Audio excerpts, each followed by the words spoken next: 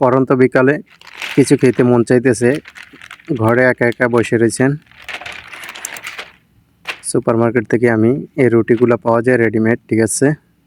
এই রুটিটা নিয়ে আসলাম, নিয়ে আমি একটু গরম করে নিব, ঠিক আছে। এপিট ওপিট ভালো করে ছেঁক দিয়ে একটু গরম করে নিব।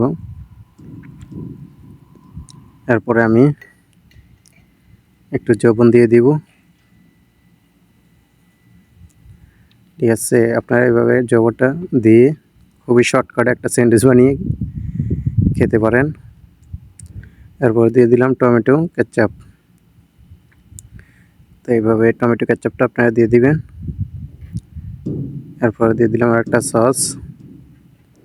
এই সসটা আপনারা ব্যবহার করতে পারেন, না দিলেও চলবে। সসটা দিয়ে দিলাম, দিয়ে একটু মিক্স করে নিলাম। অ্যাকচুয়ালি আমি একটু সসের পরিমাণটা বেশি খাই, এই কারণে বেশি দিছি, আপনারা আপনাদের পরিমাণ মতন দিবেন, ঠিক আছে।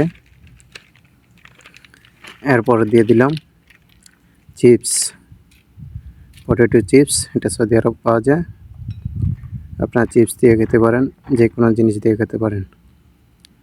এরপরে আমি দিয়ে দিলাম কিউকাম্বার স্লাইস, টমেটো স্লাইস। এরপরে দিয়ে দিলাম হালকা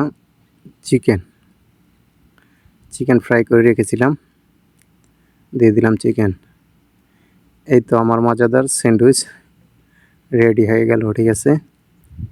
এভাবে আপনারা শর্টকাটে স্যান্ডউইচটা তৈরি করে খেতে পারেন, খুবই সুস্বাদু ও মজাদার হয়। যদি আমার ভিডিওটা ভালো লেগে থাকে, প্রবাসী রান্নাঘর পেজটাকে ফলো করে দিবেন। আমার ইউটিউব চ্যানেল মরিচ বাটা চ্যানেলটা সাবস্ক্রাইব করে পরে বেল আইকনটি বাজিয়ে দিবেন। দেখেন কতটা ইয়াম্মি হয়েছে। যারা সসের পরিমাণ